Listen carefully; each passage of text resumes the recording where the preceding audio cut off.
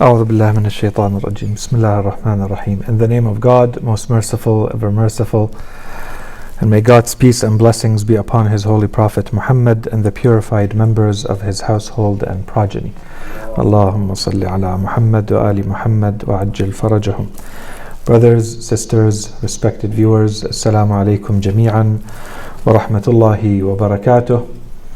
And thank you for joining us once again in this series called Life, the Islamic Answer, in which we're trying to extract from the original sources of our religion and our scriptures principles that we have been calling principles for living Islamically in a complex, ambiguous, confusing world. The topic that we've been trying to explore in a certain level of detail is that of knowledge and aql, reason, intellect. And until now, we've explored the importance of knowledge, the importance of aql, the relationship between the two. We've looked at, with a focus on the Holy Quran, we've looked at why is it so important from the point of view of Islam that we focus as Muslims on knowledge and on aql. And we gave a number of reasons. We put them in two big categories. We said the first category is for the intrinsic value of knowledge and aql, for their value in themselves. And we looked at that from the point of view that a human being instinctively and intuitively can recognize the good and the truth, and this is what knowledge is supposed to represent. And we also said that they carry a sacredness to them, and that sacredness stems from the fact that their original source, both of these notions, the notion of knowledge and the notion of aql, their source is Allah subhanahu wa ta'ala, and He makes this very clear. And then we looked at the functional role that both of these play, and that's the second category. So in addition to their value in themselves, they allow us to perform a purpose, to reach a purpose, and so they play a certain function. And we said when we look at a human being, we can look at the human being based on our ultimate purpose, and for our ultimate purpose we have to look at the afterlife. We have to take our entire existence into consideration, and then we see how knowledge and aql become the ultimate tools that allow us to reach our ultimate purpose, so that we reach our full humanity not only through but exclusively through, and everything else becomes a manifestation of our level of knowledge and our application of aql. This is the ultimate purpose of a human being. And then we said there's also an intermediary purpose, and this is our ability to live in this world. And we saw that our religion recognizes that there is a value and there is a merit and there is an importance to live in this world in the best way possible, to live in this world while doing good, to live in this world while providing for ourselves comfort and luxury and a good life. There is no issue with that, so long as it's part of the overall understanding that there is something that will happen after our death in this world, and that this is where ultimately our existence is going to unfold, not in this world. So long as we don't lose track of that, the priorities remain clear to us, there is no issue in applying ourselves in this world and providing for ourselves and our families and our communities and society and humanity in general. And this is where we saw that the Holy Quran also emphasizes on the specific types of knowledge that not only allow us to ultimately be closer to Allah subhanahu wa ta'ala, but they allow us to control this world. Allah subhanahu wa ta'ala says, I've made it all subservient to you so that you may use it however you wish. This is why it was created this way. so that you can use it. If you study it and you understand its laws, you can use it. So there is a push, there is a call in our religion to specialize in these areas. And in addition to that, we saw that, perhaps a point not really discussed, we saw that our religion recognizes what today we call professional expertise and competence. And we saw that specifically through some glimpses from the stories of the prophets, for instance, and how they applied specific types of knowledge to serve their communities while at the same time getting closer to Allah subhanahu wa ta'ala. So all of that inshallah is clear. And then we thought, okay, let's look at, before now doing a deeper dive into these two notions and starting to really look at the details, what type of knowledge and how does it manifest itself and what are the barriers to it in this world, before we go any further, let's just look at the opposite. Because oftentimes one of the best ways to understand something is to understand what it is not, or that which stands in direct opposition to it. And so when we went back to the scriptures, when we went back to the original sources in Islam, we see that it doesn't only praise the merits of knowledge and aql, it also very clearly talks about the opposite notion of jahl. And we saw that it doesn't leave it completely under silence, let's say. It just says, this is good and obviously the rest is not so good. No, it is going to give a lot of detail about what it means to be a jahil. What does jahl mean? What can it lead to?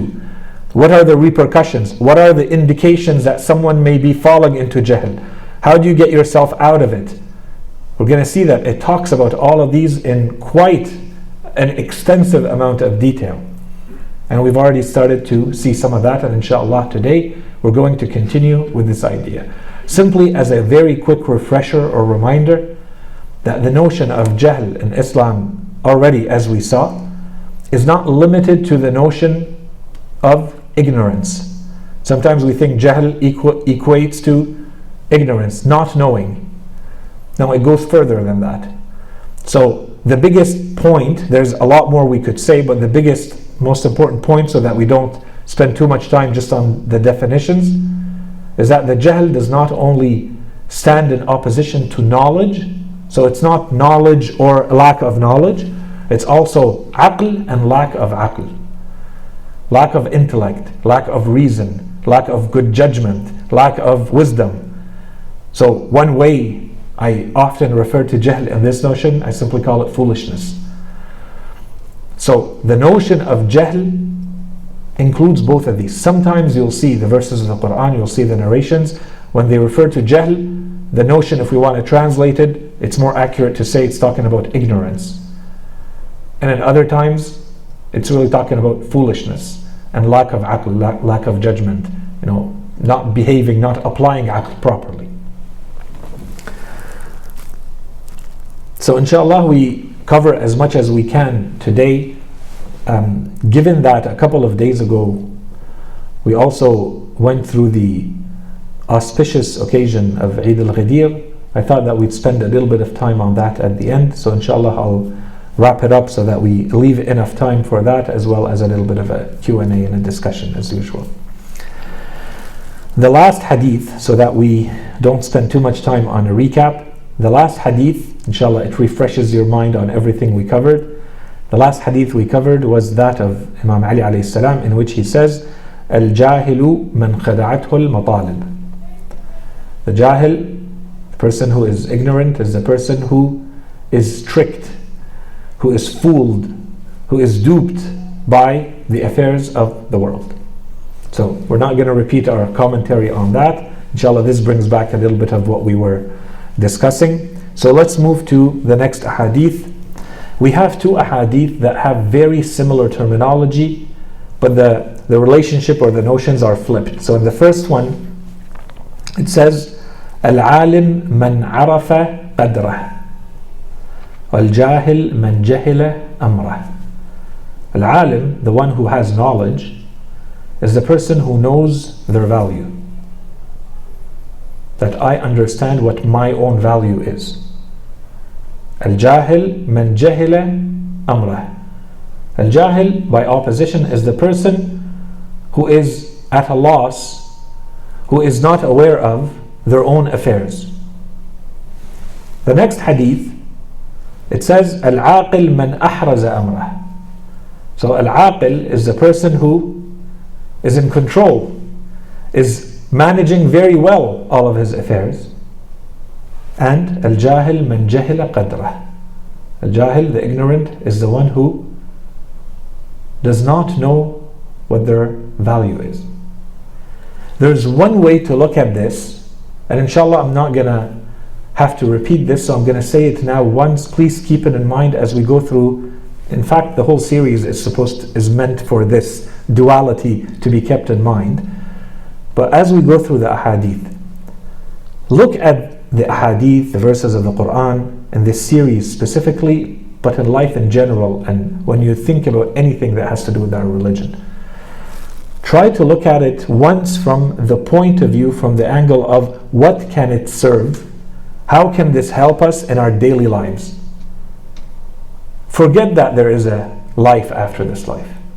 Focus on this life only.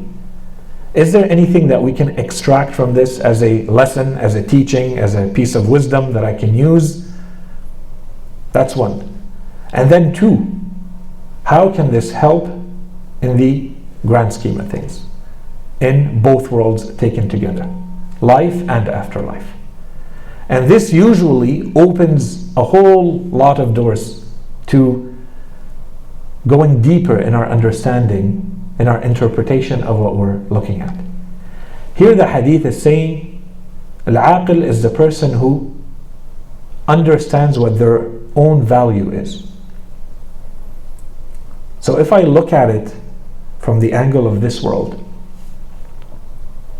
today I think this is a very popular notion. We're often reminded, you have to know your worth. You have to know your value.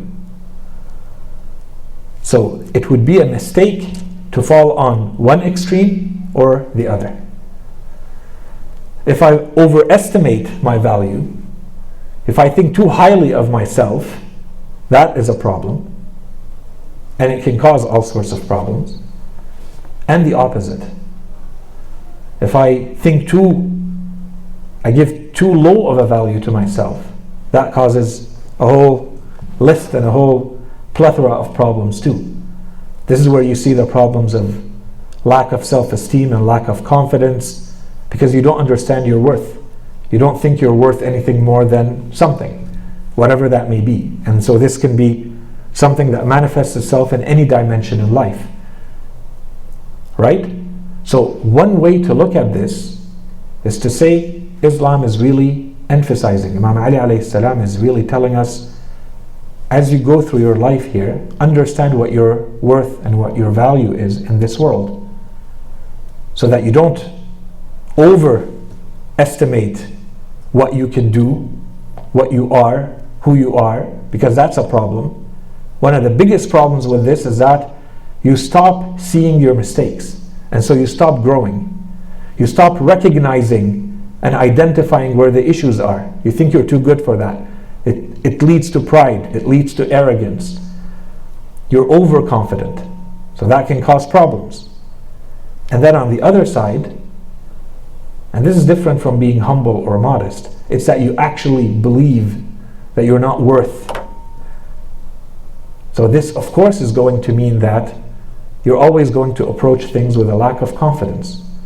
You need a boost of confidence, you need a boost of morale and esteem constantly. You're going to live your life with hesitation in everything. And this shows in everything that we do. So there is a way to look at this hadith and say, this is the focus here. That Islam actually wants us to be confident, but not in an exaggerated way that may lead to arrogance and pride. It doesn't want people who are lacking self-esteem and lacking confidence. Be confident in who you are. Be strong. Know who you are. Understand your value. And this fits very squarely and very nicely with everything happening in today's society. Because a lot of it had to do with, especially previous generations, things that led to a lack of esteem and a lack of confidence. And so this was in reaction to it. Today, you're constantly pushed, constantly reminded to assert yourself, to be confident, to be comfortable in your own skin, and so on and so forth. That's great. Now let's go a step beyond that and look at the overall picture. This is where you can change lenses. And this is where you see, maybe Imam Ali alayhi salam says, understand your worth, because this life that you see, this world that you see, is not all that there is. There is more. So on the one side, you're this insignificant little creature created by an absolute and infinitely powerful and knowledgeable and merciful creator. You have to understand your worth in that chain of existence, which is basically nothing, unless you recognize this relationship of being created. You're a creature and you have a creator. So there's a whole sequence of consequences to that. And also understand your worth, that you are meant for an eternal existence. You are meant to live eternally in an afterlife that is meant to be all about happiness and bliss and joy. This is the purpose, the true purpose of your creation. If you're willing to sacrifice that, then you don't understand your worth. You're wasting your worth, you're wasting your value for something less in exchange to the potential that you've been given. And that's why we have so many ahadith. A number of our ahadith are explicit in this. They say, we have a number of our imams that say, the price of your soul is Jannah. Do not sell it for anything less. The soul that you have, the price, its value is paradise. It's eternity in paradise. If you're giving it away, make sure that you're giving it away for something that is worth this price. Anything less, you're losing. You're not in a good bargaining situation. We have a number of ahadith that say that. So it comes down to, when you look at this hadith can be looked at, looking at this world, my value in this world, how I live my daily life, and it could also mean my value in the grand scheme of things. What am I really worth? What does it mean when the Imam says, know your worth? Al-alim or al-aqil is the person who understands their true worth. And al-jahil is the person who's completely lost in their affairs, because they go together. If you don't know your worth, you don't know how to act.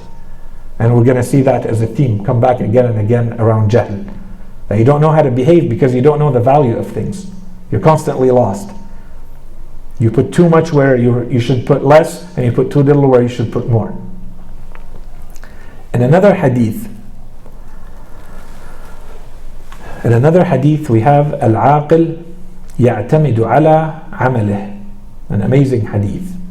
العاقل يعتمد على عمله. الجاهل يعتمد على أمله. العاقل is the person who relies on their actions. Al-jahil is the person who relies on their hopes. You have dreams, you have ambitions, you have aspirations, you have hopes. Great. Are you going to rely on these images in your mind and hope that they just happen on their own? Or are you going to rely on your work to get there? Nothing is going to happen on its own. And once again, we could do the same operation and apply it to this world. You want a degree, you want a business, you want to be fit, you want to get married, you want to have a family, you have to want, whatever it may be. Are you putting in the work, or are you expecting that it just happens on its own? It's going to land in your lap because you're hoping for it and you're thinking about it. What are you doing? Where's the action? The Imam says, if you're aqil, this needs to show. You can't just say, I have a dream, I have a hope, I have an aspiration. Al-aqil is the one who relies on their action. It doesn't say they don't have hopes It doesn't say not to have dreams and aspirations. It says when you rely, what you rely on is the action, not the hope.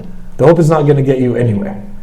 It's a good general attitude, but you need to rely on action. And then of course, if you want to look at the other side of it, if you look at the afterlife here, same thing. If you're going to rely on things in this world, are they true? Are they real? Or are they false hopes? Okay? So amal here could be, righteous actions and piety and faith leading to a better afterlife. And it could also be living your life, your daily life, your practical day in, day out life with this motto that I'm not going to just rely on dreams, empty dreams. I'm going to actually put in the work for it. The next hadith, العالم ينظر بقلبه وخاطره الجاهل ينظر بعينه وناظره. The person who has ilm, who has knowledge, when they look at anything in this world, it's an event, it's a thing, it's a person, they look at it with the heart and the mind. Al-Jahil is the person who looks at things with the sight of their eyes. This is a theme that has come back a few times, and you see every time it's being pushed a little bit further. This theme of not being tricked, not being duped by looking at things superficially. We have to, as a second nature, something we don't even think about, by default, when you look at things, you look at things deeply, which means you can't just look at them with your eyes. It's not the superficial appearance. It's not the first story and the first version of the story that you get that you just accept. You look at it with the eyes of the heart, or the eyes of the mind, al-khatar or al-qalb. And on the other side, the person is only looking at it from a superficial lens. Whatever is happening, whatever everyone is seeing, that's what I accept. And once again, this is something that we can apply to anything and everything. We said this is a theme when we talked about aql, and we're going to see throughout the series the importance that if you want to be someone who is aware as a Muslim, someone who really lives the spirit of Islam, critical thought has to be part of you. You have to be an embodiment of critical thought. If something comes to you ready-made from culture, from family, from society, from history, from science, critical mind. This is what Islam was sent to do. This is part of the revolution. There's a whole lot that came to people and people accepted because this is the way things were. And a lot of this can pass as science, as culture, as the official version of anything. And we're not saying we reject or we accept. We're saying there has to be a layer of critical thinking. And if you're even better, if you're advanced, many layers of critical thinking. Each one of them focusing on perhaps one angle or more angles. You want to look at it from a historical point of view, from a sociological point of view, from a cultural point of view, from a religious, from an economic, from an ethical. Before I say something is, did I make it go through these filters or did I just accept it? And this applies to anything. And this applies also, it can become our way of approaching things. If I want things, am I looking at it with my eyes or my heart and my mind? I want to get married. Am I looking with my eyes or my heart and my mind? This applies to everything. Al-Jahil, next hadith. Al-Jahil man انخدع لهواه وغروره. And so here again, you start seeing the connections between the hadith. And we're going to come back to these notions. الجاهل من انخدع لهواه وغروره. Before we were simply told, for instance, the Imam said, الجاهل من خدعته المطالب. Someone who's easily tricked, easily fooled. Now we have a little bit of a detail added to it. Now there's a specific kind of trickery happening, a specific kind of fooling happening. And this time, الجاهل من انخدع لهواه. It's your own desires that are tricking you. The jahil is the person who is tricked by their own desires. You don't even need anything outside of you to trick you. Your own desires are tricking you, and you go along with it. That's jahl. Imam Ali says this is jahl. And وغروره. The ghurur is perhaps easier to deal with. There's pride, there's arrogance, and so you fall prey to that. You refuse to learn. We talked about that. We said some of the biggest traits of jahl is that you don't have the humility, you don't have the modesty to learn. And even when advice comes your way, you reject it, you refuse it. We'll see if we have time today to get to the hadith that start giving us a lot more details and some of the traits, the characteristics of the jahil. This is something that comes back again and again, this arrogance and pride. I refuse to let in something that is maybe critical of me. But then there is the desires. This is where you see the importance of self-discipline. The more discipline you have, the less you're going to be prey to these desires. The desires are everything that is hardwired into us. They're meant to be used for very good reasons. Allah subhanahu wa ta'ala put these desires in us for very good reasons, if they are used properly, which means that they cannot run loosely on their own. You can't let any of the desires just do whatever it wants. I feel like eating now, so I eat because I have a desire to eat. No, Islam comes and says, no, I'm going to regulate that for you so that you're not going to become a slave to this desire. I'm going to make you and train you and make you realize that you are in control of this hunger. Not in an absolute way, but you're going to control it. I'm going to make you fast 30 days every year, and you can fast a lot more to control this desire. So that you realize that you're the one who's supposed to be in control of these. These are tools we gave you so that you use them for something else, to become a better human being. Every desire you have in you is put there for a really good reason. And inshallah we'll talk, when we talk about spiritual self-development, personality self-development, we'll talk about these as they've been talked about in ilm al-akhlaq. We'll talk about it from a self-development point of view.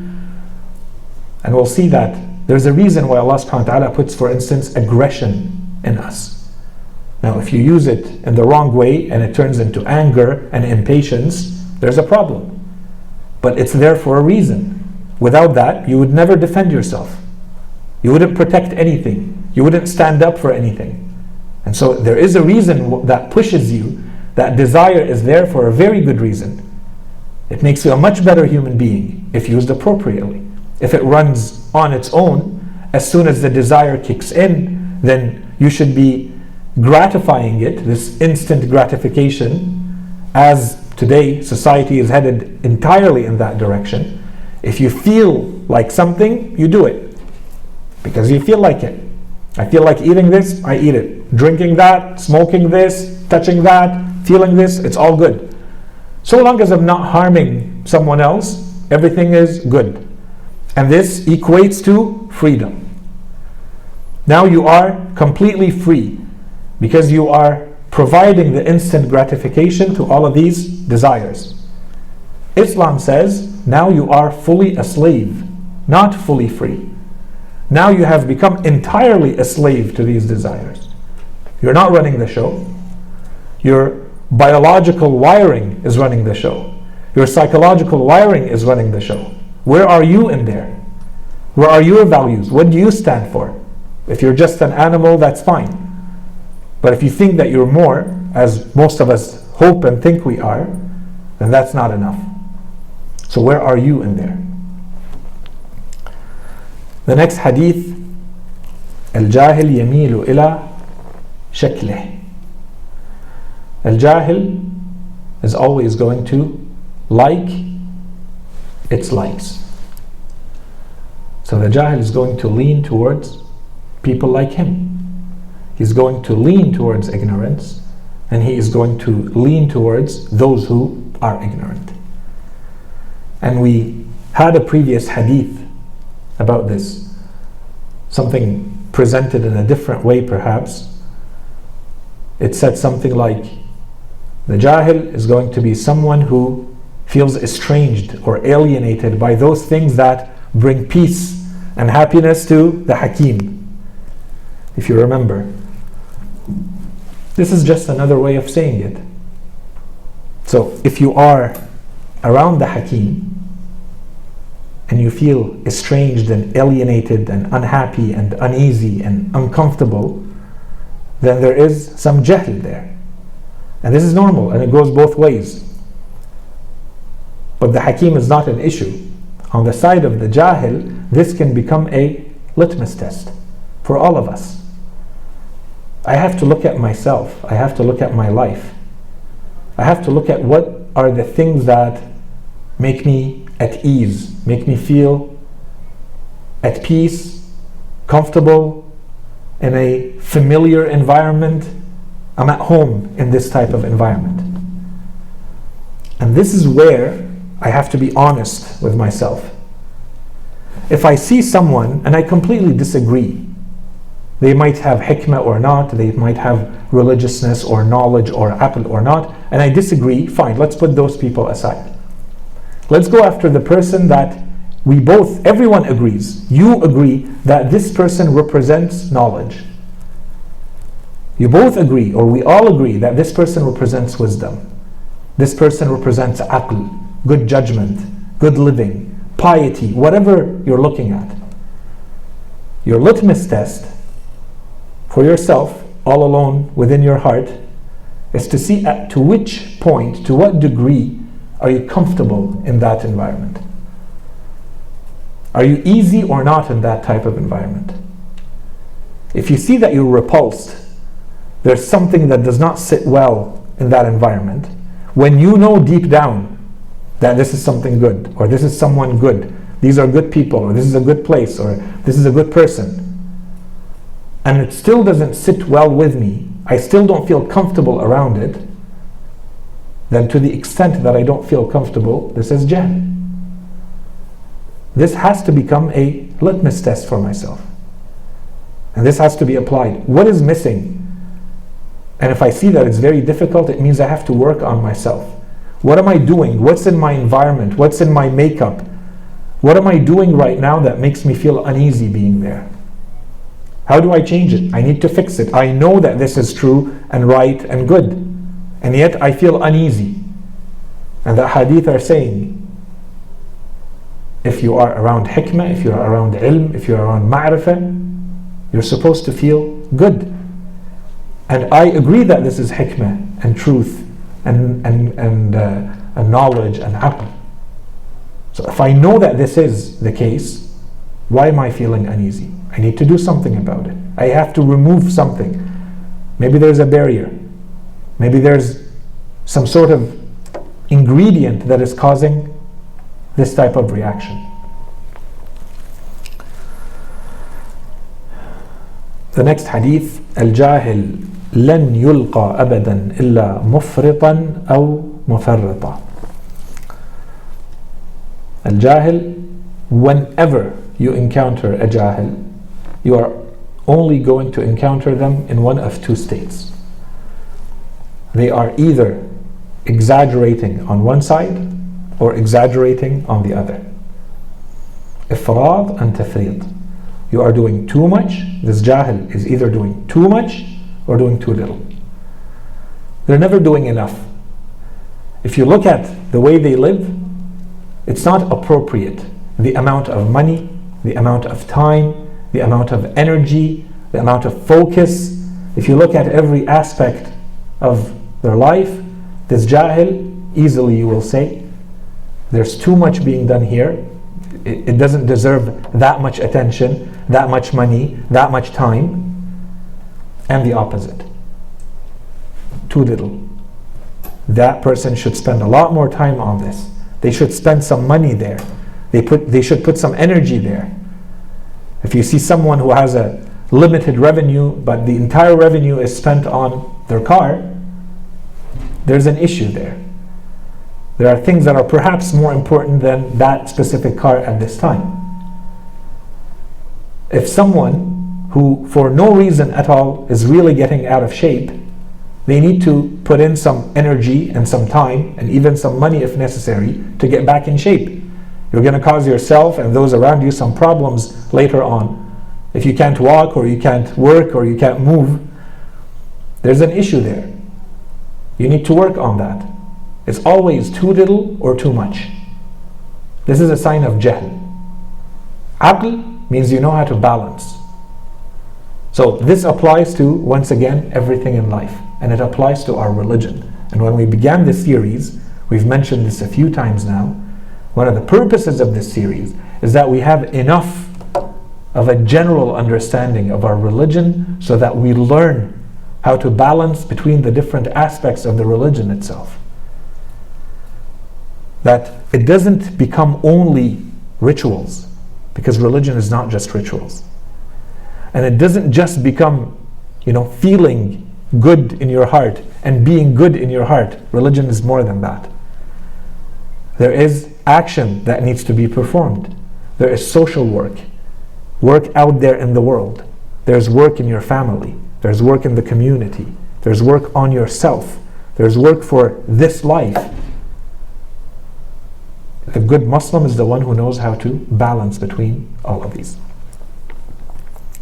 Next hadith, once again, as in relation to a previous hadith, al-jahil abdu shahwateh.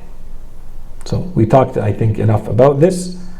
The previous one, al-jahil man enkhada'a lihawahu wa ghurureh. This one is more specific. It's your shahwa. It's your desire. You are a slave to your desire when you are jahl.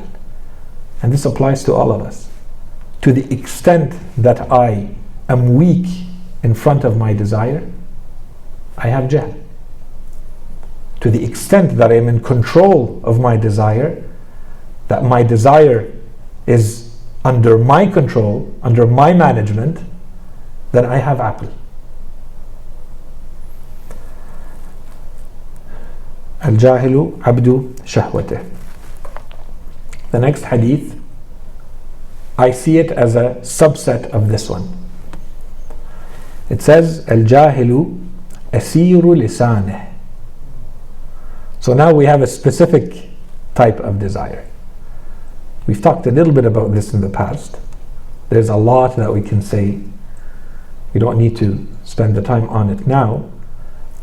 Al-jahil asiru lisaneh. Al-jahil is a prisoner to their tongue. Al-jahil can't control their mouth. Al-jahil talks. Whatever pops in my mind comes out through my mouth. No filter, no thinking. What are the repercussions? Is this somewhere that I should talk or not? How much should I say? What do I say? Is it worth it that I say it? Does every thought that crosses my mind, is it like a gem and a treasure that needs to be shared with the world? Is it of that value? And this is a huge concern in today's world. There's one study after another and one book after another. Inshallah, I'm going to come back to this in a few weeks. I think it's important that we spend a little bit of time doing a deeper dive to understand today's society and today's generations. What has happened and what type of belief they have about themselves, about the world, how they view things like religion. Society has changed tremendously and very quickly. And these are signs of what many, I'm going to say most, it's becoming kind of the norm today in sociology, people who study society, to consider the generations that are growing today in an environment that really pushes them to be the most narcissist society that has ever existed. a society of entitlement. One study and one book after another are focusing on this. And one of these repercussions is, of course, that I will say whatever I feel like saying. If I have a thought, the whole world should hear it. Who cares about the consequences? The thought crossed my mind, it needs to be put out there, and the world has to hear it. I would argue that someone who understands our religion, that's fine that this is going on out there, but we need to be aware of it. Again, the critical thinking. I would argue that in our religion, by default, the human being is not supposed to be talking. The default position in our religion is that you're silent. And you talk when there's a need to talk. When there's a good reason to talk, you open your mouth. And you say what you have to say. But that means that you constantly have to think, should I talk? Is this something worth saying? Or not? And there are criteria for this. We talked a little bit about it in the past. The opposite is what we have today. And the opposite is the jahl that our imams, our religion has always emphasized. Many people will end up in hell because of this tongue, because of what they say. And so this comes out as lying, this comes out as ghiba, rumors, saying things you don't have any knowledge about, and yet you present them to the world as, as though you're an expert in them, and you know that you're in a position of authority, you're in a position where people are listening, and they go and they change their lives because of what you said. It's okay. I feel like saying it, so I say it. Tomorrow I may change my mind, and I'll say that too. Islam does not want that. It has to be calculated. It has to be prepared. There has to be forethought that goes before I open my mouth and I start saying everything I feel like saying. There's a time to talk, and there are things that need to be said, and there are things that don't need to be said. And so Islam does not want too much blabbering, too much empty talk. It needs to be meaningful. Talking has significance. Appreciate the value of talking and use it appropriately. So people who just say things and constantly regret what they say, they fall in this category. Al-Jahl, Al-Jahil, Asiru, Lisaneh. They are a prisoner to their tongue. Don't be prisoners to your tongues. Next hadith.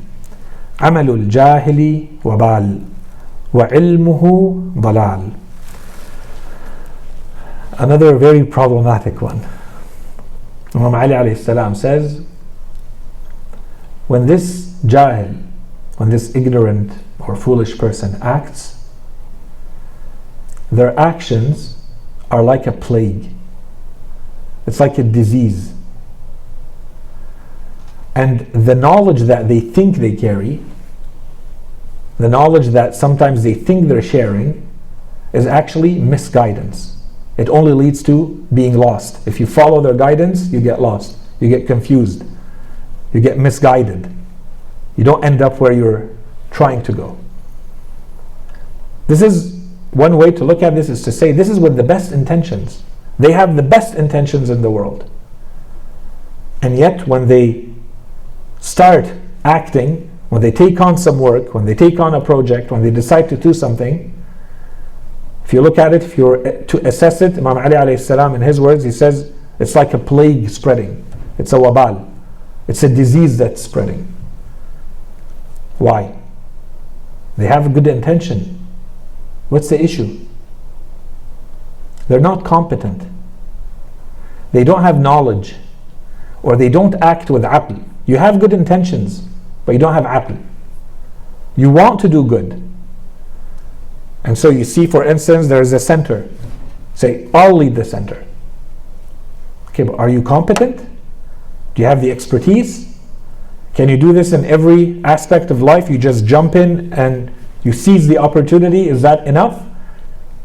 Even if you have the best of intentions, is that enough? This is why we mentioned previously the importance we said that our religion gives to expertise, to professional competence. Get yourself prepared. Go acquire the knowledge you need so that when you act, no matter what action it is, you want to write a book, you want to give a lecture, you want to take on a project, you want to start a business, acquire the knowledge so that when you act, your action does not end up looking like it's an illness, like it's a plague. And of course, things have different levels. There are things that don't require a lot of preparation. They're simple and they're easy, and with your background in life, you can just jump in. It means you've had the preparation. And this is where your critical thinking has to come in. Is this something I just jump into and I can learn on the job, on the spot, or is it something I need preparation for? I'm gonna stop here. We can, there's a lot we can say here. I think anyone who studies Islamic history, you'd say that this is a condensed version of Islamic history. People who put themselves in positions that don't really belong to them, that they don't have the competence and the expertise to work in, to function in, and they take it over. And you look at all of Islamic history from beginning until today, and you see it's just a series of this. People who appoint themselves or who are appointed by others to lead, to be experts in something when there are people more qualified than them, or when they are not really prepared for this. And today we have the version of Islam that we have. And we constantly have to defend and say, but this is not Islam. This is Islam and how it was used for political reasons. This is a family dynasty that took over the political rule and used Islam to justify what they were doing, or use it as a tool to solidify their political rule. All of Islamic history is nothing but a series of this. And life continues this way, right? People who, until today, you see people who are competent and experts put aside for whatever reason, and others take the mic, others take front stage, right? Center stage. This continues, and it will always be the case. But your job is to have that critical filter, that critical thinking. Okay? ضالة الجاهل غير موجودة. Another one that I think is a rich hadith. The word ضالة is the word used in the Arabic of that time to talk about animals that have run away, a priceless animal, let's say, or an animal who's worth a lot, a camel who's worth a lot of camels, and they've run away. And so the owner is going to do everything they can to find that camel. Okay? That's the origin of the term. Something that is lost, something that has run away, and you're willing to put in a lot of energy and a lot of effort and a lot of time and money to be able to capture, catch up to, find that animal that has escaped. And so this is when you see, this is the image that has to come to mind every time you hear this word. And this word comes a lot in the narrations. ضالة المؤمن, for instance. ضالة المؤمن. الحكمة ضالة المؤمن. Wisdom is that thing which the mu'min, the believer, is always chasing after, willing to sacrifice for, willing to run long and hard until he catches it, because it's something that he feels he wants to get to, more than, or at least as much as, the owner of that camel. So here, ضالة الجاهل, what is the ultimate objective of the jahil? The target, the purpose that they're running after. ضالة الجاهل, Imam Ali alayhi salam says, ضالة الجاهل غير موجودة. It's not there. So this could mean, once again, we apply the same lenses. It could mean that if you look in this world, it could mean that it's something that is just unattainable. You are trying to reach a certain goal, but you're not equipped to reach that goal. You haven't done the work. You're relying on the empty hopes. It's not something that is attainable. And sometimes, and so of course this applies to everything, once again, I don't want to spend too much time, you can apply this, and sometimes this can be applied to at a higher level. What are you running after in this life? Is it something that is achievable or not? People who run after fame, the dalla is fame, the dalla is wealth, the dalla is, I don't know, luxuries of this world. Is it under control or is it in the absolute sense? A lot of people are running after it in the absolute sense. This is not attainable. No matter how much you have of it, it's never going to be enough. You don't have a specific objective that you can say, I've reached it. Imam Ali alayhi salam says, the Jahil is someone who is running after something that is not there. It's either something that does not even exist, it's a mirage, because when you look at things from the lens of the afterlife, there's nothing in this world that is really there. It's all going to disappear. So what will be left? That's the true. Anything that has true existence is that which will stay after this world goes away. You will stay, your actions will stay, the good and the bad that you did will stay. This world and everything in it and everyone in it will go. So that's one way to look at it. And the other way to look at it is, in this world, is it attainable? Is it something you can actually achieve? This can be even applied, it can even be applied to relationships. One of the issues that people have in a relationship is that one of the spouses has expectations that the other spouse considers unattainable, unachievable. This is not a sustainable relationship. Given enough time, something will be lost. Most likely the relationship will not work. It creates a type of pressure on the other spouse who knows that this is something unattainable. If my spouse thinks that the objective is to make 50 million a year, and no matter how much I work, I can only make a fraction of that, and I feel the pressure mounting that this is unattainable and unachievable, this applies to every aspect of life. I'm just mentioning one that comes to mind. This is going to erode, eat away at the relationship. The moment you are chasing after something that is not achievable, if you believe that is unachievable, it might really be, it doesn't matter what it is out there. In your mind, is it achievable or not? When you sit and think about it and do your calculations and do your reflections, is it achievable, attainable or not? Okay? The next hadith, ثروة الجاهل في ماله وأمله. The wealth of the Jahil, I think the majority of the people, if you were to ask them, do you have any wealth? And what does it look like? So let's say you ask someone who's well off, do you have any wealth? Where is it? What does it look like? They'll tell you, these are the properties I own, I have these cars, these houses, these lands, stocks, whatever. I have this much money in the bank. This is my wealth. I think the majority of us think in this term.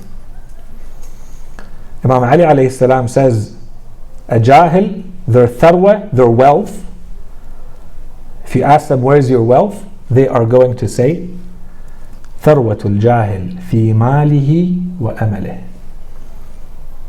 The wealth of the Jahil is in their possessions. In Arabic often we say mal means money. No, mal, to be accurate, mal means possessions, things you own. The wealth of the Jahil is in their possessions and in their aspirations and their dreams. We talked about it earlier.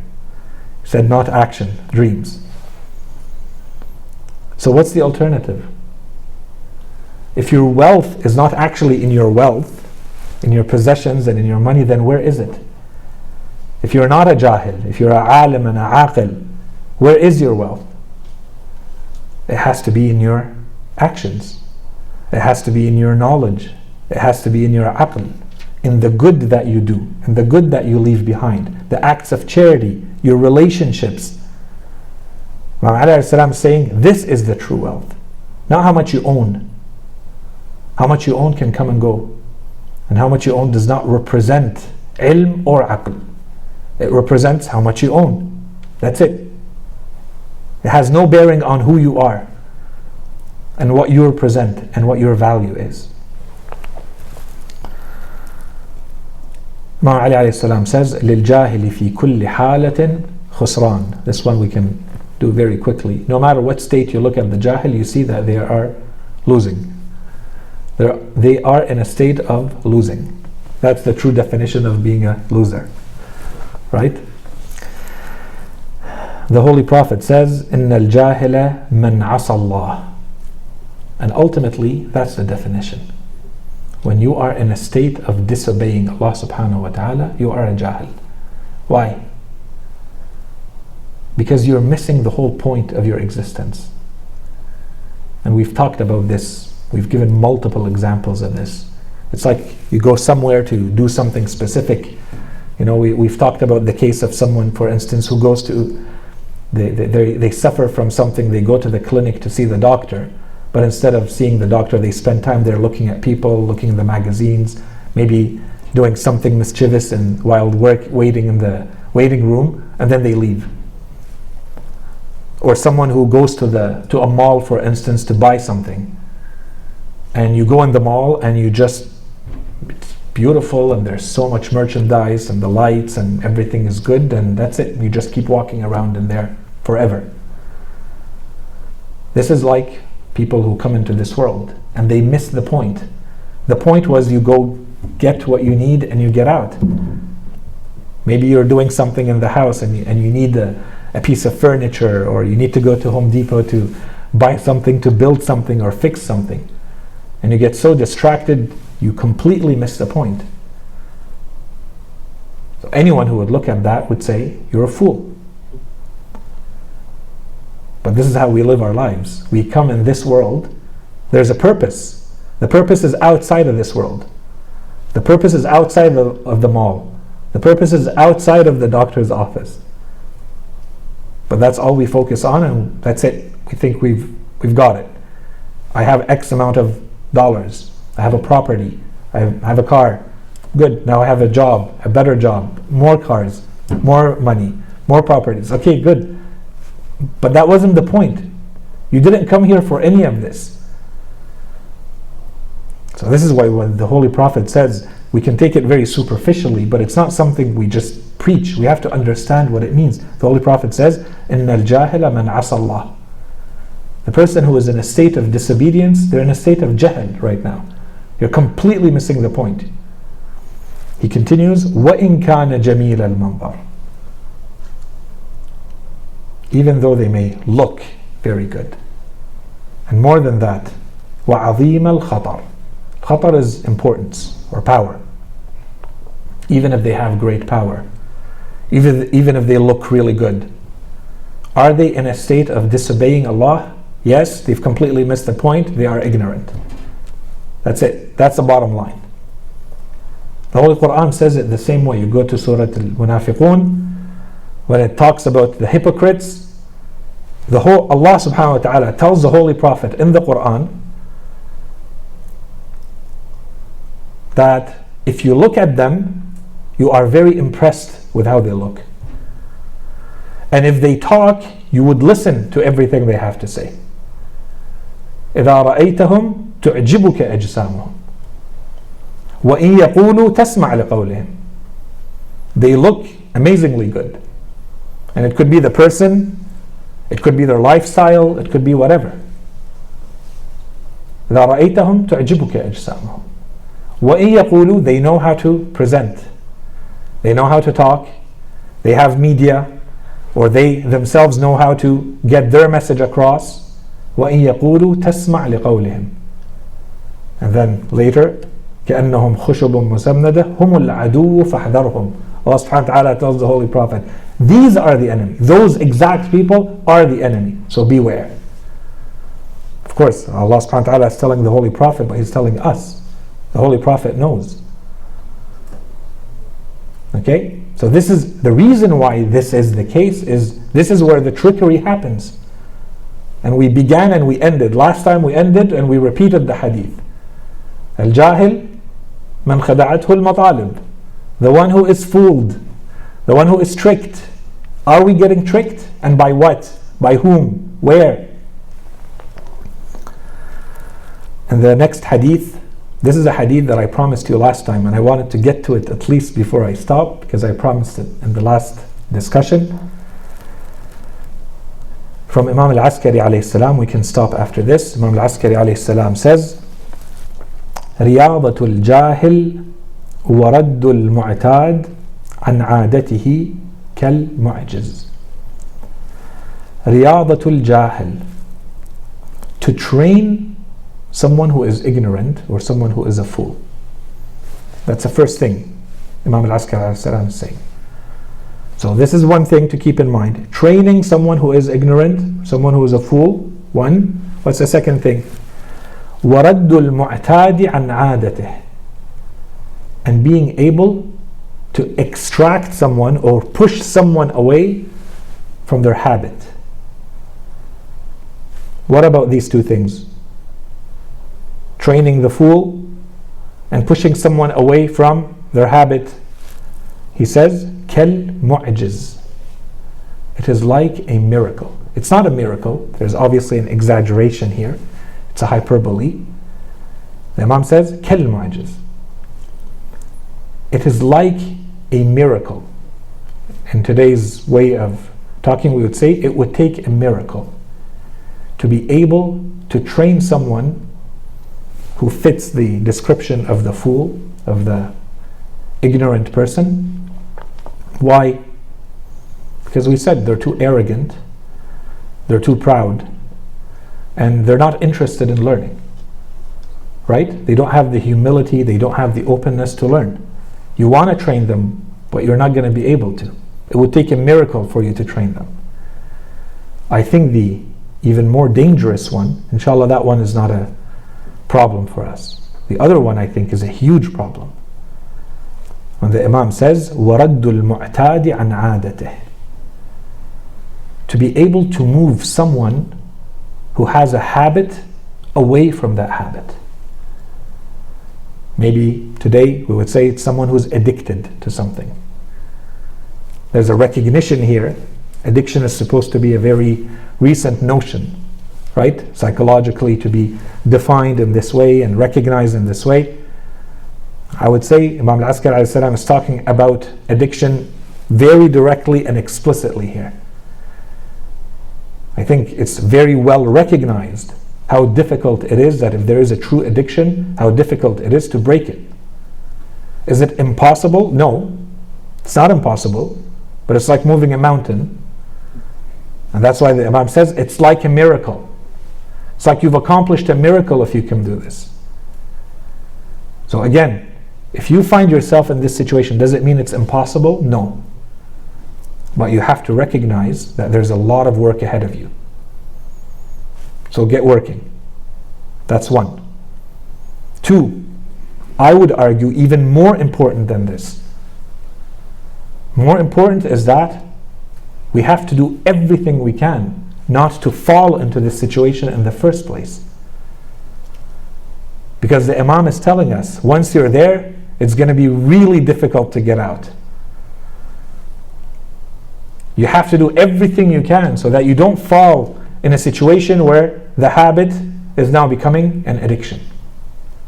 This has to be applied to ourselves. This has to be applied to how we raise our children. If you know that there's something that has the potential of becoming an addiction, why are you exposing yourself to it?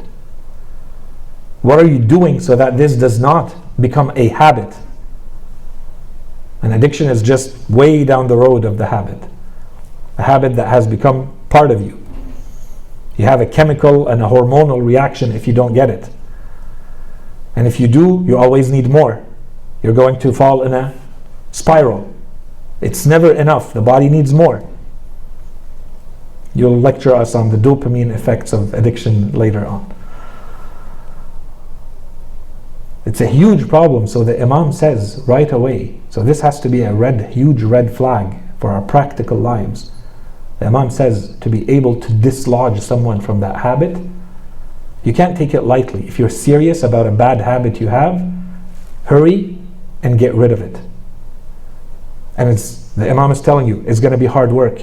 But that's why when you go to other narrations and in the Holy Quran, you see the type of reward you get for being able to break a bad habit. Allah knows what you're going through. It's not taken lightly. Someone who's done something once and they don't repeat it again, the struggle they're going through is completely different from someone who has done something 10,000 times and now it's becoming part of who they are and it's an addiction. There's a recognition in our religion that these are two very, very different struggles. The struggle of someone, and that's why in some of our narrations they say there are different types of patience. There's a patient when you see something you want to do, but you're not doing. You haven't done it yet. So the patience that it requires to abstain from something. There's another one that when you're in it and you have to extract yourself out of it. And the struggle is different, but the reward goes with it. The reward in the case of someone who can break away from that bad habit is enormous. Allah subhanahu wa ta'ala considers this the struggle in the way of God. So what you're doing is recognized as being huge, and the reward of it should go without saying that inshallah you see how it will improve your life, always the two lenses in this world, but there's also the extra motivation of knowing that there's a recognition of this in your religion and that Allah subhanahu wa ta'ala is rewarding you amply and generously for this. And usually this means that He will be there helping you if you want to go that path. I think I'll stop here. Inshallah we'll continue the next time so that we leave enough time for a little bit of a discussion. Wa sallallahu ala Sayyidina Muhammadin wa ala alihi at-tayyibin at-tahirin.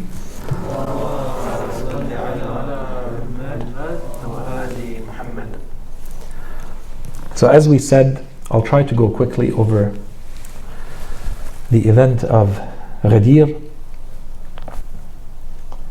The month of the Hijjah is a month that is full of Islamic occasions and events. There's no shortage in the month of the Hijjah.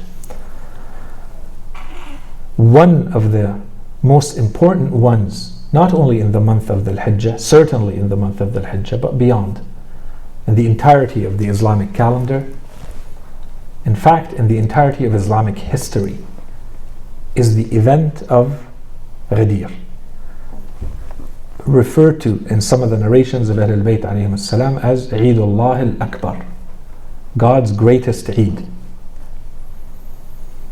The event of Ghadeer or Ghadeer Khum would require extensive studies and extensive discussions, and we have a few minutes. So I thought I'd focus on one dimension of it. The first thing that we should logically do is to establish the authenticity or the certainty that this event actually happened. I think that there's no point doing that, given that there are no Islamic scholars, no Islamic historians, no Islamic schools of thought who have ever, or I hope who will ever, question the fact that the event of Ghadeer Khum took place. That part, I would say, is a completely done deal. There is an event that took place at Ghadeer Khum where the Holy Prophet gathered the believers. We'll go through the event in a minute. After Hajjat al-Wada', and he gave a lengthy sermon and so on and so forth. All of that is entirely accepted unanimously in Islam. So what's the issue? What is not unanimously accepted is the significance. What was actually said? Or, to put it more bluntly, what was the point? What was the purpose? Not the actual words that were said, because that's the issue. It's how do we interpret the words that were said. So I thought I would try to do something a little bit differently. Instead of going through the typical kalam, theological discussions and points usually mentioned and raised around the event of Ghadeer, I thought I would present it. If someone would go through all the books of history and you just take out all of the details, as though if you wanted, let's say now, to recreate the event, if you wanted to bring people to act out the event. I'm trying to paint a canvas to you. What does it look like if we don't add a layer of theological interpretation of what's happening? You're just, anonymously sitting there watching from afar this unfold. What is your interpretation of what is happening? So I thought I would just try to do that. Quickly go through the main events, how they transpired, and leave the interpretation to you. I'll probably ask some rhetorical questions along the way. I won't be able to probably control myself, but we'll see. Okay, so we'll begin from the beginning. What's the significance of Ghadeer Khum? One way to look at it is maybe to split it into three big parts. Before the event itself, and right after the event. The Holy Prophet, a few weeks before the season of pilgrimage, year 10th after Hijrah, the Holy Prophet passes away about 2 months later. Okay? Right before the pilgrimage season, the news spreads that the Holy Prophet is going to perform the Hajj himself this year. This is why in the lifetime of the Holy Prophet it was referred to as Hajjatul Wada', the farewell pilgrimage. There are opinions that say that the Holy Prophet actually never performed any other Hajj except that one. And some say that he performed other ones, but that was the one that he announced, to which he was attending, and so on and so forth. In any case, huge opportunity in the Islamic world to actually see the Holy Prophet perform the pilgrimage. And until today, this is how the pilgrimage was documented. It was in Hajjatul Wada'. What did the Holy Prophet do where? How? When? And we try to copy what he did. Day 7, day 8, day 9, day 10. Where did he go? What did he say? So on and so forth. One thing that is not always mentioned is that there are rumors that had started circulating. The Holy Prophet was hinting that he was going to depart from this world soon. And the Holy Prophet, when he said, I'm going to perform the Hajj, therefore anyone who is able-bodied and capable to perform the Hajj, they should attend and perform the Hajj. So you see the factors leading to more people gathering. So finally, the month of the Hijjah comes, and the Holy Prophet is performing the rituals of Hajj in the 10th year of Hijrah. Right after the end of the rituals of Hajj, a verse is revealed. But not everybody who is performing the Hajj knows that this verse is revealed.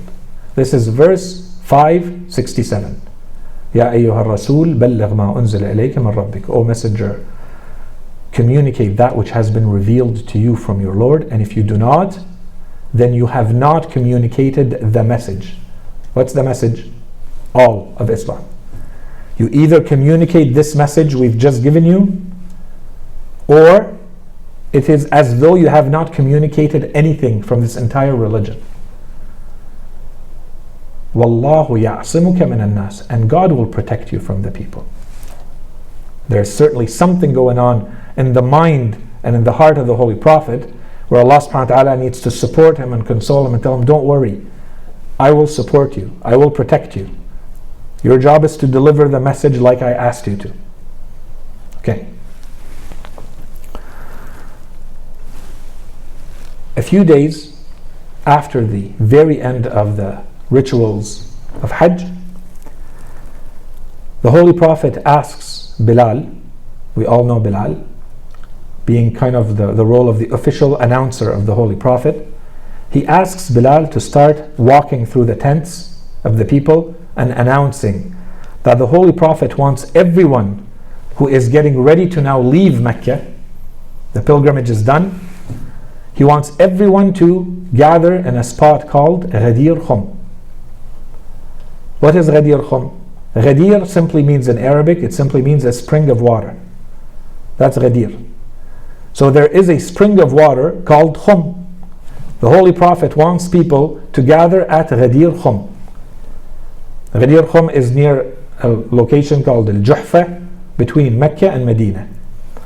Today, a lot of people say this was on the way where the caravans would start departing from there to go to Yemen or Iraq or Sham or wherever they came from.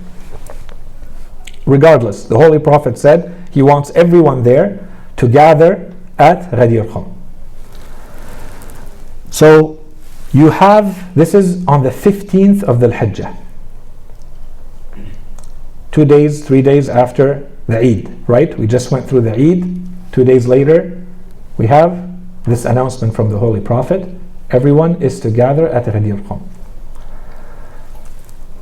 About 120,000 pilgrims who were in attendance gathered in caravans, they move together to Ghadeer Khum. Some are going faster, some are going slower, and so those who are going faster, some of them went too far ahead. Everybody is near that location. The Holy Prophet sent people to get them back, to tell them, no, this is a location, you went too far. And they waited. The Holy Prophet's caravan reached there on the 18th of the Hijjah, 3 days later, the morning of the 18th of the Hijjah. As soon as the Holy Prophet gets there, he asks Al-Muqdad and Salman and Abu Dharr and Ammar to start preparing a specific spot. And so you go in the books of history and you see that they started brooming the place. They removed the big rocks and pebbles. They cut out some bushes and needles and thorns were removed. Some tree branches were cut off. And they put really big pieces of fabric between trees that were there to start forming a bit of a shade. And they sprinkled water there so that the dust settles. And then they put a foundation of rocks, and on which they brought the leathers and the litters from the camels and some of their luggage, and they covered everything with some pieces of clothing until it looked like a pulpit that the Holy Prophet can climb on. And it had steps, and they say it had steps. And it was the size of a full-grown man. So when the Holy Prophet was on the top of it, he was a full size, a man's height, a full size standing on top of everyone so that everyone can see him and can hear him. And this is what is being done at that time in the morning. The Dhuhr prayer occurs. The Holy Prophet performs the Dhuhr prayer, and then he takes to the pulpit. When he goes to stand on the pulpit, he asks Imam Ali alayhi salam to come stand beside him. So the way it is described is that Imam Ali stood in a way that the Holy Prophet's hand was on the shoulder of Imam Ali alayhi salam, so you could see that he is lower than him, but standing beside him. The sermon itself, we don't have time to go through it. Inshallah, maybe one day we can actually go through the entirety of the sermon of Ghadeer. It's a longish sermon. When you read it at normal speed in Arabic, it's probably around 30 minutes. So if you can imagine someone delivering it as a sermon, it's probably around an hour. Maybe more, maybe less. This is the part that is documented. So it's, let's say, at least an hour-long sermon, quite a long sermon for the Holy Prophet ﷺ to deliver. And for many reasons, all Muslims consider this one of the greatest sermons that the Holy Prophet delivered. First of all, it's the last one. The Holy Prophet did not deliver any sermons after this one. He spoke to people, but not in a public speaking sermon way. And certainly not talking to 120,000 people all at once. In fact, this could be considered most likely a very historic event, where you have a prophet of God having this type of gathering of human beings who are his followers, and he's directly addressing them. There's something very special about this. But in any case, so the Holy Prophet ﷺ delivers this sermon. As I said, we don't have time to go through it, so I just thought I'd highlight some big bullets from it very quickly. And inshallah, one day we can go actually and read it, just a translation of it, Arabic and English. The content of the sermon. The Holy Prophet began by praising Allah subhanahu wa ta'ala, thanking Allah subhanahu wa ta'ala, recognizing his own submission to Allah. And then he tells them that some verses of the Quran have been revealed to him, and he recites them. The verses that we said, 567, O Messenger, communicate that which has been revealed to you from your Lord, and if you do not, then it is as though you have not delivered or communicated the message, and God will protect you from the people. The Holy Prophet tells the people that his death is coming close, that he will soon depart from this world, and that he will not stand like this again to give a sermon. He says all of that in the sermon. Then he reminds people of the merits of Imam Ali alayhi salam. He tells them, this is the first man who believed in me.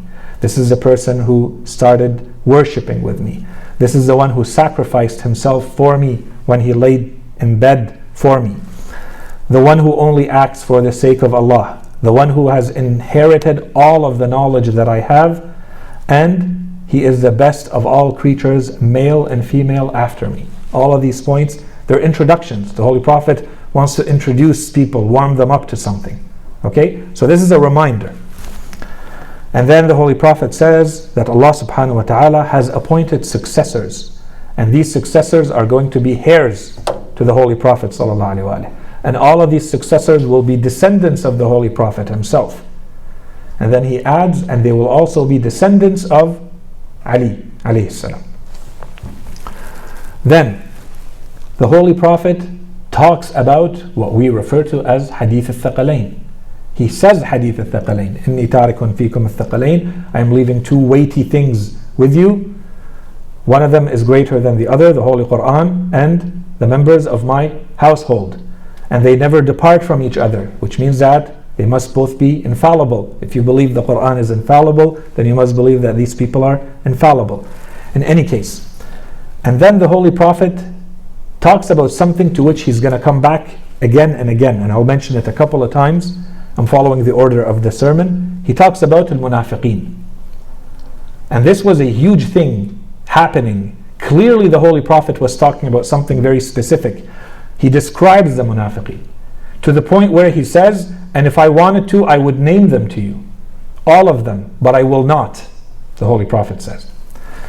And then he says, he comes back to Imam Ali alayhi salam, and he says, because he's giving his general traits, he's saying this is a person who is the best among you, the most pious, who has sacrificed the most for this religion, who has inherited all of my knowledge, therefore obey him in everything that he tells you. Otherwise, if you reject, you are going back to Jahiliyyah, and you will end up in hell. Then he asks Imam Ali alayhi salam to come closer to him.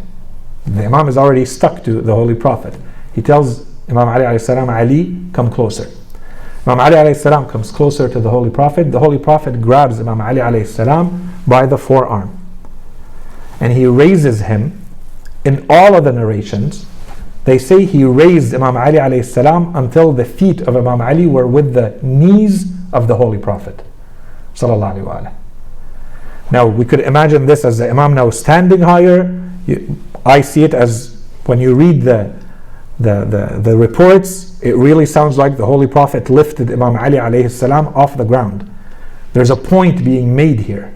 The Holy Prophet wants to make sure that there is something being really well understood by everyone, that there is no excuse for not understanding what I am saying. Right?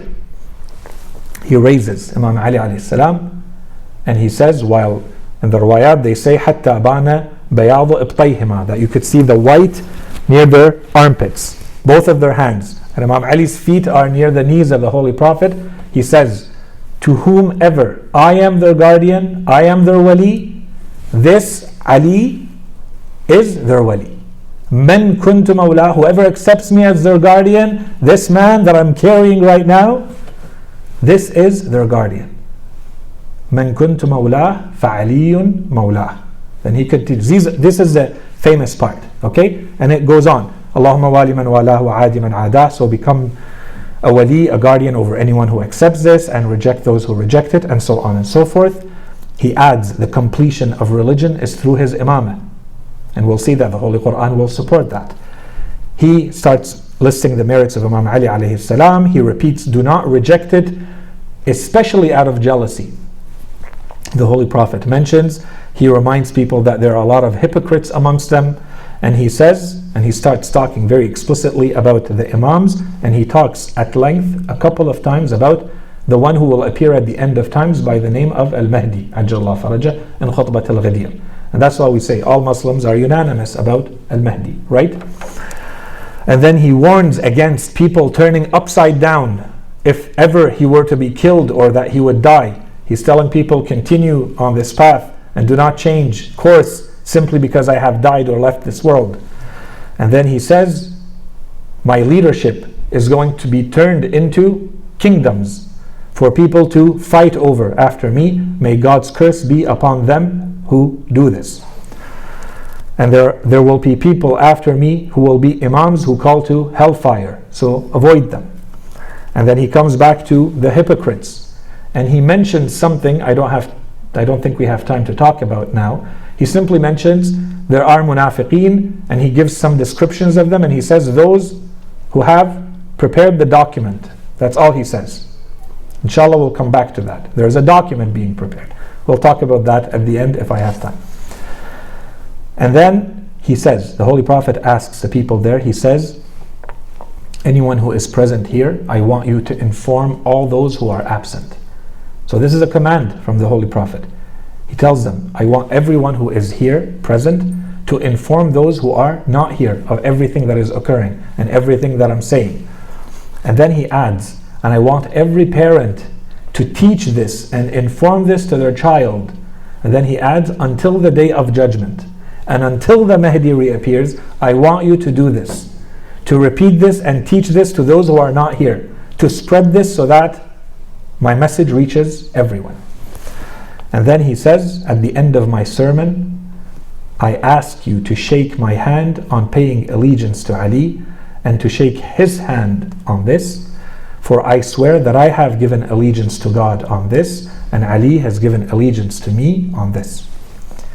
And then he goes on in this section of the khutbah where he talks about the big teachings in Islam. He talks about Hajj, he talks about Zakah, he talks about prayer, he talks about Amr bil Ma'ruf, Nahi anil Munkar, remembrance of death, and the afterlife. As soon as the Holy Prophet finishes with the sermon, the people rush. Again, please just remember the dramatization here. There's a play being played out, acted out in front of you.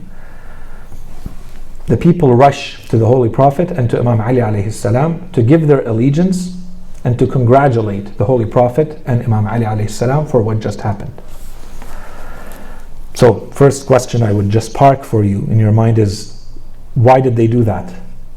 What did they understand from what the Holy Prophet said that they rushed to the Holy Prophet and Imam Ali to give allegiance to him? Then, the Holy Prophet asks that 2 tents be set up. One of them for him, one of them for Ali alayhi salam. And he asks the people to come pay allegiance to him and then to Ali. And so they would come and they would give allegiance to him in his tent, and they would walk out and go to the tent of Imam Ali and pay allegiance to Imam Ali alayhi salam. They would say to Imam Ali these specific words.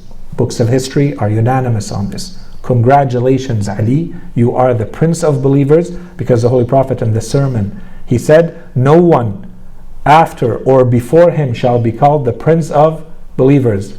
Imrat al-mu'mineen. Hada Amir al-mu'mineen, he says. This is the prince of believers. Don't give this title to others, as it happened in the history of Islam. Every new ruler became Amir al-mu'mineen. In any case, so they came and they told Imam Ali, congratulations, you have become the prince of the believers. Those are their own words. you have become the prince of the believers. So in other words, you have become my prince. What else? And you have become my wali and the wali of every man and woman who is a believer. أصبحت ولي وولي كل مؤمن ومؤمنة. Okay. The men would come to Imam Ali, they would say these words, and they would give their hand to shake Imam Ali. What about the woman? The Holy Prophet made a point to say that a basin of water, a container of water, would be brought in the tent for the woman to come and pay allegiance to Imam Ali. How?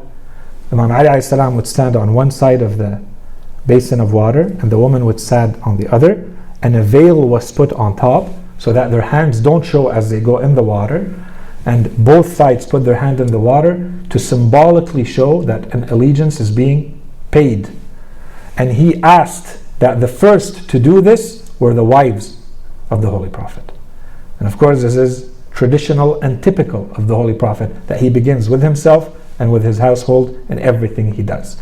And perhaps there is more going on that we leave to deeper discussions. But the Holy Prophet did this so that all the women who were present in pilgrimage pay their respect and give their allegiance to Imam Ali in this way, starting with the wives of the Holy Prophet who are with him in Hajjat al-Wada'. This lasted for 3 days. For 3 days, those two tents were up so that all of these people, or as many of those people, can actually come and give their allegiance directly to Imam Ali alayhi salam for 3 days. And during that time, we are told that the Holy Prophet sent some of his companions to walk among the people during those 3 days and to repeat specific parts of the sermon as a reminder and to kind of create the mood that this is what's going on here. So they would say, "Man kuntu mawlah, fahada aliyun mawlah." This was one of the parts that were repeated as the companions of the Prophet would walk around and saying those things that the Holy Prophet asked. The Holy Prophet at this time, we are told, he had a turban that was very famous. The Holy Prophet had a turban it had a name. That's how famous that turban was. As-sahab or as-suhab. That turban, the Holy Prophet ﷺ, after the khutbah and after this was done, the Holy Prophet gifted this turban to Imam Ali alayhi salam, but he didn't just give it to him. He stood publicly in front of everyone and he placed the turban on the head of Imam Ali alayhi salam, and he did what is called tahniq. So he took out the edge of the fabric that is used to spin the turban, and you put it under the jaw and on the other side, so you bring it from one side to the other to put it on the shoulder. That's tahniq. وَحَنَّكَهْ. So he placed the turban himself. He basically arranged the turban on the head of Imam Ali. This was not new. The Holy Prophet had done this in a lot of occasions before, especially when the Imam would be about to go on some big mission. In Khaybar, for instance, and others, if you read the reports, the Holy Prophet would come and put the turban of Imam Ali himself on the head of the Imam. But in this case, he gave him his own turban. And by the standards of the Arabs, this is not just a man giving his turban to another man. You can put all the words that could be said to describe this on one side, but the actions always speak louder. Especially the eloquent Arabs of that time who live by symbols. This is a symbol.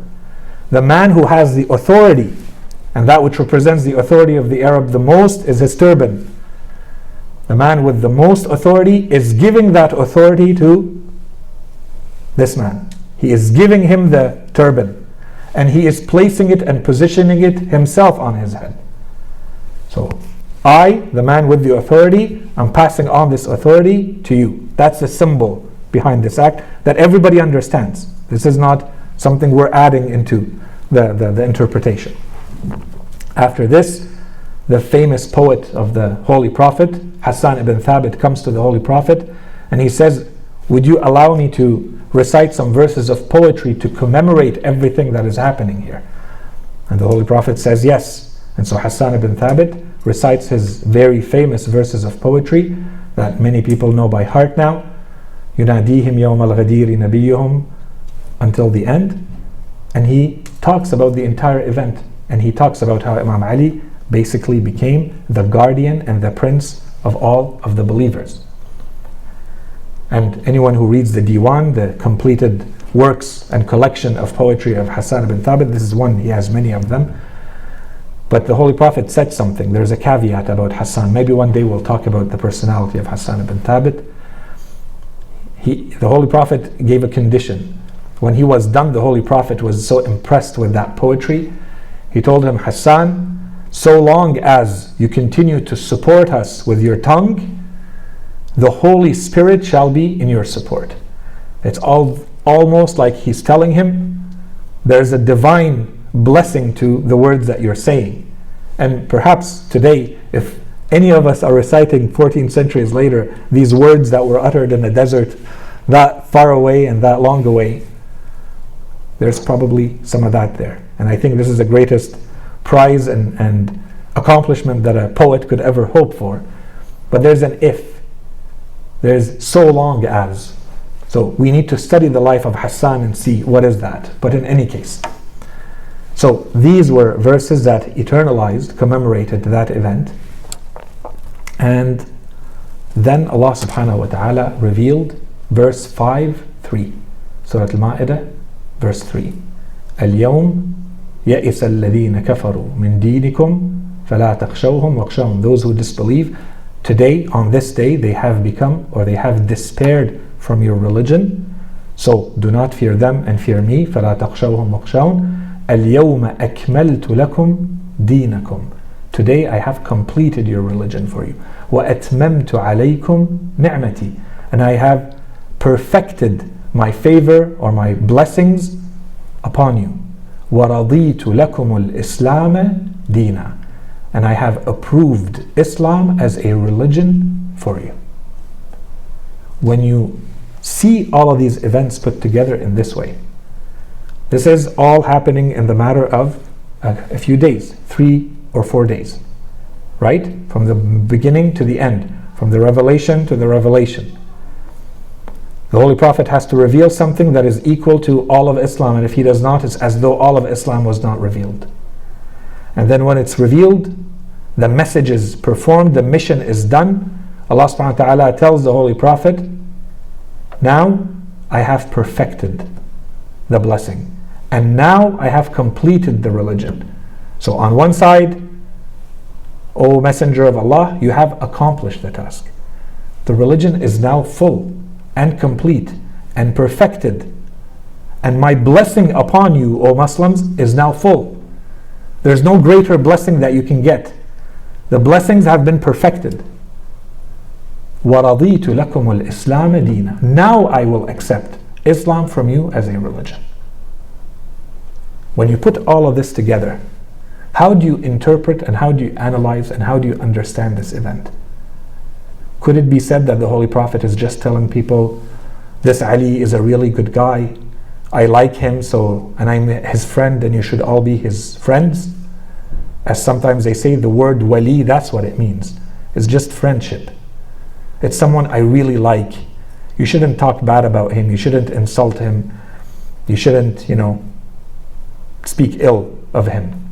As some say, that's what was happening. So that's the kind of lay of the land very quickly on what transpired. In 1 minute, and then we can try to conclude. I mentioned, and I saw some faces light up when I talked about this, or out of curiosity, when I said that the Holy Prophet said there's a document. What's the story of the document? The hypocrites had come together and they had created an alliance. There was a pact between people from Quraysh who were getting ready, and the document stated that if anything is to happen to Muhammad sallallahu alaihi wasallam, if he is ever killed or if he ever dies, we will not allow anyone in his household, anyone from Bani Hashim, to take over the rule. The rule will not reach anyone from the household of this man. Quraysh has to come back to power. We've waited long enough, we've been patient long enough with him. He claimed to be a prophet. Fine, he's a prophet, he's a messenger, he became the king, he became the ruler. If he dies, we're not going to allow this to continue with anyone else from his household. We're putting an end to this now. This is our pact. We're all in an alliance on this. We all agree to this. One way or another, we will prevent this from happening. That's the document. This was done towards the end of the life of the Holy Prophet. The movement, the activity of the hypocrites was becoming a lot stronger. And the Holy Prophet is openly saying, I'm soon going to depart from this world. So they're getting ready. And then on the way back, we said they were between Mecca and Medina, the Holy Prophet and his caravan. He goes on the way back to Medina. There was an assassination attempt on the life of the Holy Prophet from some of the hypocrites. But Allah subhanahu wa ta'ala revealed it to the Holy Prophet and it didn't work. So when they went back to Medina, they started working with other tribes to expand the alliance. And the end result of it was what you saw at As-Saqifa. As soon as the Holy Prophet dies, the events that ensued. So we leave that chapter for another day, but this is just so that you connect the dots and you understand the beginnings of that document. And there are many mentions and many references to it. People in the know knew about the document. And it was mentioned by Ibn Abbas and by others. People who know what's going on, they knew that there's an alliance that has been signed. There's a pact and a pledge that has been signed. Okay? So I'll stop here. I wanted to maybe share one last thing with you, if you give me 2 minutes, related to Al-Ghadeer. This is a passage to me that I reread Al-Khutbah today, the sermon of Ghadeer today, just to refresh my mind. I took out this part that I thought I'd read with you. This part to me is very symbolic for people especially who believe in what we believe in, who follow the Holy Prophet. The Holy Prophet in this part, he is telling the people there, he tells them there are too many of you for each single one of you to pay allegiance to me and to Ali. So I'm going to ask you to pay your allegiance first to me by saying the following. So I thought I'd share it with you to see what the Holy Prophet is asking. Imagine yourself standing there, having just performed the pilgrimage with the Holy Prophet. The Holy Prophet is now saying, this is the last time you will see me giving a sermon. And now he says, فَقُولُوا بِأَجْمَعِكُمْ. The Holy Prophet tells the gathering of 120,000, he tells them, say, all of you together, the following. So he says, he's asking them to repeat these words. He says, إِنَّا سَامِعُونَ مُطِيعُونَ رَاضُونَ منقادون لما بلغت عن ربنا وربك. I'll translate. في أمر إمامنا علي أمير المؤمنين ومن ومن ولد من صلبه من الأئمة. We hear, we obey, we accept, we follow all that you have communicated to us from our Lord and your Lord in the affair of our leader Ali, the prince of the believers, and the leaders from his descendants. نبايعك, so you're talking to the Holy Prophet. نبايعك على ذلك بقلوبنا وأنفسنا وألسنتنا وأيدينا. We give our allegiance to you on this matter with our hearts, with our souls, with our tongues, and with our hands. على ذلك نحيا وعليه نموت وعليه نبعث. This is the belief that we hold during our lifetimes and at the time of our death and when we are raised back from death. ولا نغير ولا نبدل ولا نشك ولا نجحد ولا نرتاب. We do not alter or change anything. We do not doubt nor reject nor hesitate in it. ولا نرجع عن العهد ولا ننقض الميثاق. We do not go back or betray on our covenant, and we do not break our pledge. وعظتنا بوعظ الله في علي أمير المؤمنين والأئمة الذين ذكرت من ذريتك ومن ولده بعده الحسني والحسين ومن نصبه الله بعدهما. You have proclaimed to us God's teachings in Ali, the prince of the believers, and the leaders you have mentioned from your progeny, and his al-Hasan, al-Husayn, and those God appoints after them. فالعهد والميثاق لهم مأخوذ منا من قلوبنا وأنفسنا وألسنتنا وضمائرنا وأيدينا من أدركها بيده وإلا فقد أقر بلسانه. So our covenant and our pledge is given to them from our hearts, our souls, our tongues, our conscience, and our hands, for whomever can extend his hand to it, otherwise by declaring it with their tongue. وَلَا نَبْتَغِي بِذَلِكَ بَدَلًا وَلَا يَرَى اللَّهُ مِنْ أَنفُسِنَا حِوَلًا.